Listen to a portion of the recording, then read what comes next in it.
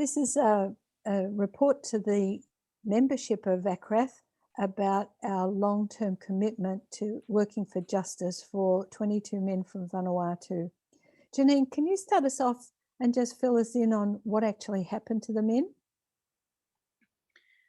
In 2016, I first made contact with 2 of those original 22 workers from Vanuatu, and I met them in Bundaberg, and I heard firsthand their experiences of working in that situation with Emmanuel Bani, where they were mistreated, where they weren't paid, where they had no accommodation, where they were sleeping in the back of vans and parked on the side of the road. The conditions that they worked in were horrendous, and I discussed those issues with Christine at the time, and we decided that ACRATH's role in advocacy was very important and needed to be drawn on. And since then, there's been campaigns, there's been constant or regular meetings with various departmental representatives as well as political leaders. So it's been a long haul. Thanks, Janine. Yeah, it's been very long. And Christine, what is the connection with the Fair Work Ombudsman around this case? Good point, Peter.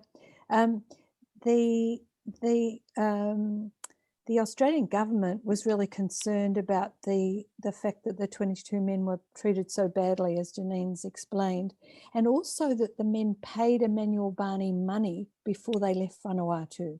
And some of them took loans out from the bank in Vanuatu to get that money. So the Australian government decided to prosecute Emmanuel Bani, not using human trafficking legislation, but they used the Fair Work Act. And the Fair Work Ombudsman really threw a lot of resources into trying to chase down the stolen wages from those men and the money that they paid Emmanuel Bani. The Federal Circuit Court judge in Brisbane, Judge Jarrett, called it egregious exploitation. He was shocked by what had happened to the men here in Australia on Australian farms. And he awarded the men some money, and he demanded that Emmanuel Bani pay that and a fine. The Fair Work Ombudsman brought Emmanuel Bani back to the court. I think it was 7 times, wasn't it, Peter? Yes. And in the end, the Fair Work Ombudsman got a whole total for everything of $490 from Emmanuel Bani instead of the many, many thousands of dollars that he owed the court.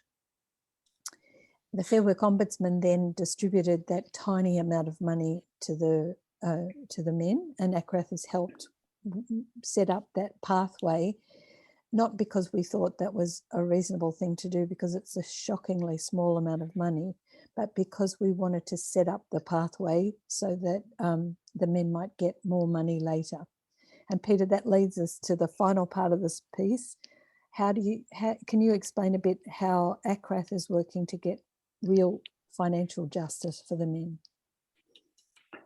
When we heard from the Fair Work Ombudsman that they were no longer continuing to pursue the case through legal channels and the workers had only received $490 from Mr. Bani, when we were on our advocacy visit to Canberra, we received advice from the coalition and the opposition party to apply for an act of grace payment for the workers. We knew that this would be a very technical process and a legal process, so we asked Alan's lawyers if they would be willing to work pro bono for the 22 workers. ACRATH is very grateful for the tremendous amount of work that the Alan's lawyers have done to present their applications in legal format to be sent to the Ministry of Finance. Janine and I had 2 Zoom calls with the men who are all now back in Vanuatu to discuss the process with them. We sent the application forms to the Australian High Commission in Port Vila in Vanuatu, and they asked assistance from the Vanuatu Department of Labour for the workers to come in and to be taken through their application form, which was 20 pages for each application, and to sign the application forms. Then on December the 8th of last year, ACRATH, as the representative of the 22 workers, submitted the applications to the Ministry of Finance. And now we are waiting for the Ministry of Finance to make a final decision on whether the government will offer an act of grace to the 22 workers. So thanks, Peter and Janine. And this is just a report to our ACRATH membership, just so that you're up to date. We're making this on Thursday, the 3rd of June, so that you know where we're up to. And we'll let you know when the Department of Finance comes back to let the men know whether or not their act of grace applications are successful. We feel like it absolutely must be successful because those men deserve to have a just outcome. Thanks, Janine. Thanks, Peter. Thanks, Christine. Thanks, Christine. Thanks, Janine.